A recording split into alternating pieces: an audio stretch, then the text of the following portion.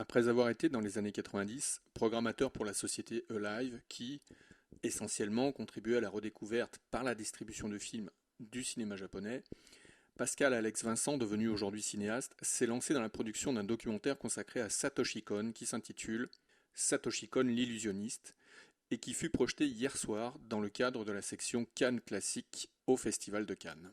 Satoshi Kon l'illusionniste s'ouvre sur une déambulation dans les rues tokyoïtes avant de laisser place à la parole de témoins, collaborateurs, amis, cinéastes, etc. qui reviennent sur leur rapport à Satoshi Kon ou au cinéma de ce cinéaste disparu trop tôt, en 2010, à l'âge de 46 ans. La finalité de Satoshi Kon l'illusionniste est double. Il s'agit de mettre en parallèle les singularités du cinéma de Satoshi Kon et, en même temps, de chercher et de trouver les traces de l'imaginaire de Satoshi Kon qu'il reste ou qu'il peut rester encore dans le quotidien de créateurs japonais ou occidentaux plus de 10 ans après sa disparition prématurée.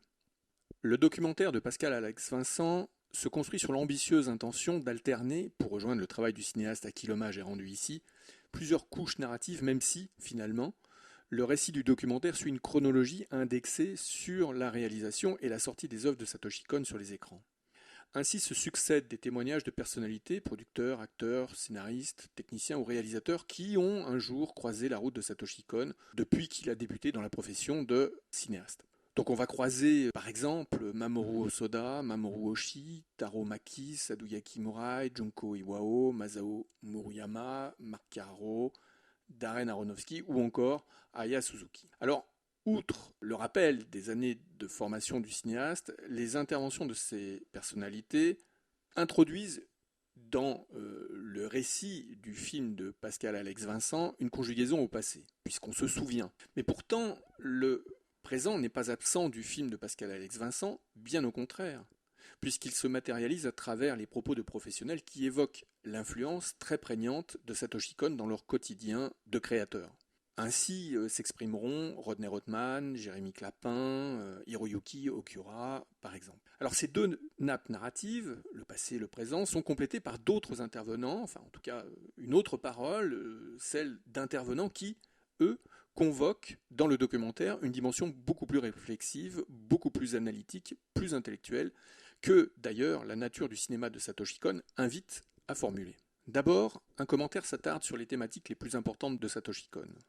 Un cinéma qui bascule sans arrêt entre fiction et réalité, et puis, bien sûr, la mise en évidence d'une conception singulière du temps qui, chez Satoshi Kon, se déconstruit, se dématérialise, afin que les séries temporelles ne correspondent pas à ce qui régit normalement notre perception du quotidien. Ce n'est certes pas nouveau dans le cinéma en général, on rejoint d'ailleurs un petit peu Lynch en la matière, mais une manipulation du temps qui se définit selon les variations émotionnelles des personnages est beaucoup plus rare dans le cinéma d'animation.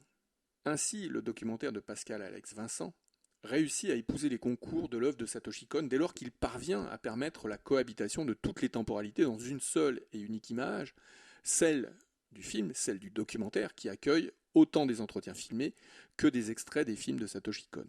En introduisant par ailleurs le témoignage de Satoshi Kon lui-même, parmi ceux des interlocuteurs contactés pour les besoins du film de Pascal Alex Vincent, eh bien le réalisateur abolit les frontières du temps.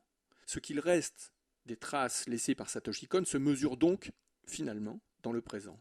Si l'auteur est mort prématurément en 2010, on l'a dit, son œuvre est bien vivante et elle se concrétise dans les travaux de cinéastes contemporains, comme nous l'explique Pascal Alex Vincent.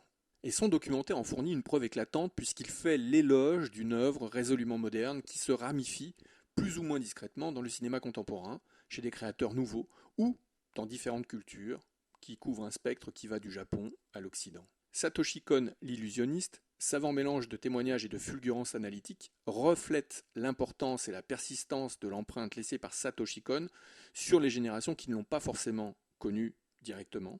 Et en cela, le documentaire de Pascal Alex Vincent remplit pleinement sa fonction.